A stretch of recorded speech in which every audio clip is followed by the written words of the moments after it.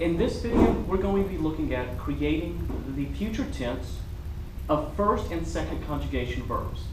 Now notice I'm talking specifically about first and second conjugation verbs. We'll find that third and fourth conjugation verbs form their future tense in a slightly different way. But before we get to that, let's talk a little bit about the future tense. The future tense is a tense, and as we've said before, if we're talking about a tense, we're talking about the time the action of a verb is taking place. And with the future tense, it means it's something that's not yet occurred, it's something that's going to happen, at least that we think is going to happen. So it's something that's up in the future. Now when we do this in English, we're going to generally want to use words like will and shall. So we might have something like, I shall see you later, or you will want to study your notes. So we'll find these words in English will help us to see that we're looking at the future tense. With Latin, once again, we're not going to be using extra words to show the idea of tense, but rather we're going to be conjugating our verb in a certain way. That'll show us how to do that. And so let's look at a few quick steps on how to conjugate a Latin verb in the future tense.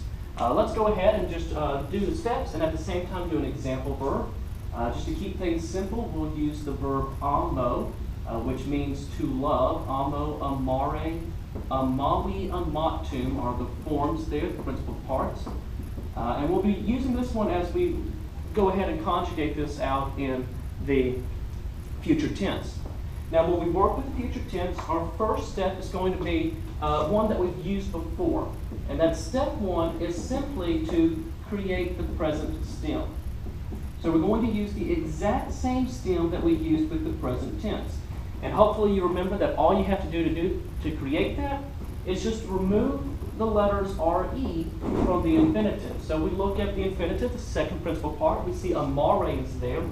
All we have to do to create the present stem is remove those last two letters, the RE. So that gives us a present stem of ama, which will also be here the future tense stem. And so that will create all of our stems that we need to work with.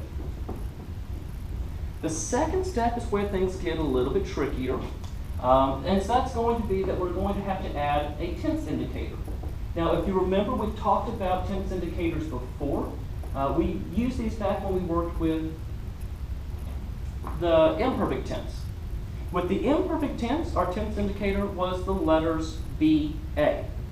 In the future tense, our tense indicator is just the letter B. Now, I want you to think about this for a second. If our tense indicator in the imperfect tense is BA, and we know that the future tense is going to have a B here, it should logically make sense that we are not going to ever want to follow that with the letter A. That would make it an imperfect tense. So in the future tense, we'll see that other vowels will come after that B, and they can really be any vowel except for the letter A. And that brings us to our third step. And step 3 will be add the personal endings and a vowel. We're going to want to put a vowel before that personal ending, right after the B, before the ending. Now we're going to be using the same personal endings that we used back in the present tense.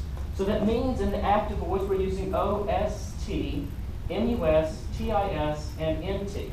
And if we're working in the passive voice, we're going to want to use the letters R, RIS, TUR, MUR, MIN, long I, and NTUR. And all you're going to want to do before you get to those is add a vowel. Now the question comes into play, which vowel do we add?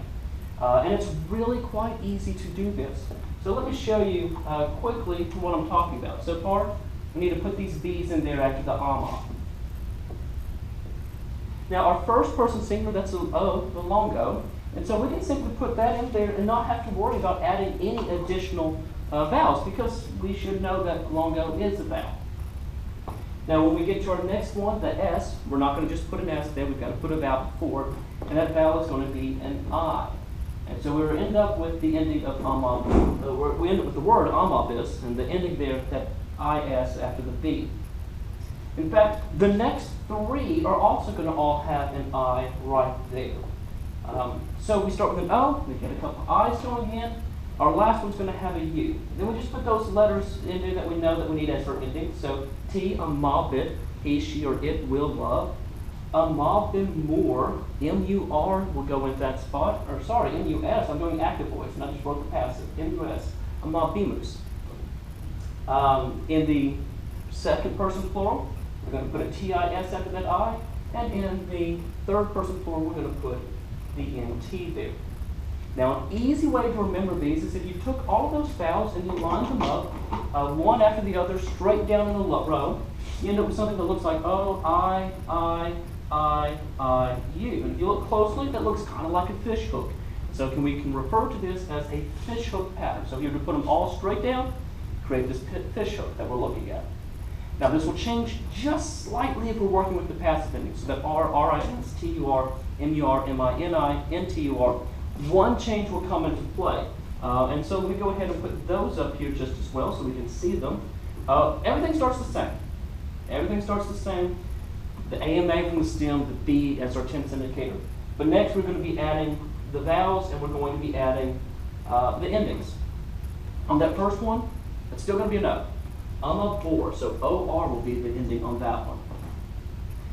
The tricky one is going to be in the second person. We're not going to be putting an I there like we did last time. This time, because the next letter is an R, we're going to actually be putting an E there. Amaberis. Now after that, everything goes back just like it was before. We're going to have some I's in here. I-T-U-R, I-M-U-R, which I accidentally said earlier when we were doing the actives. I-M-I-N-I, and finally U-N-T-U-R. And that's how we create this in the passive voice of the future tense. And so we can go through them. I'm a bore, I shall be loved. We'll put that in the passive there. I'm a bearish, you will be loved. I'm a betor, and we're singing some Maroon 5, she will be loved. That's how we're going to work with that. I gave you an example here using a first conjugation verb, amare, with that A there. It works the exact same way with the second conjugation. You will not have to do anything different at all. Just remember though, this only applies to first and second conjugation. So if we're looking at third and fourth conjugation verbs, it's going to change up a little bit. And there you have it, the future tense of first and second conjugation verbs.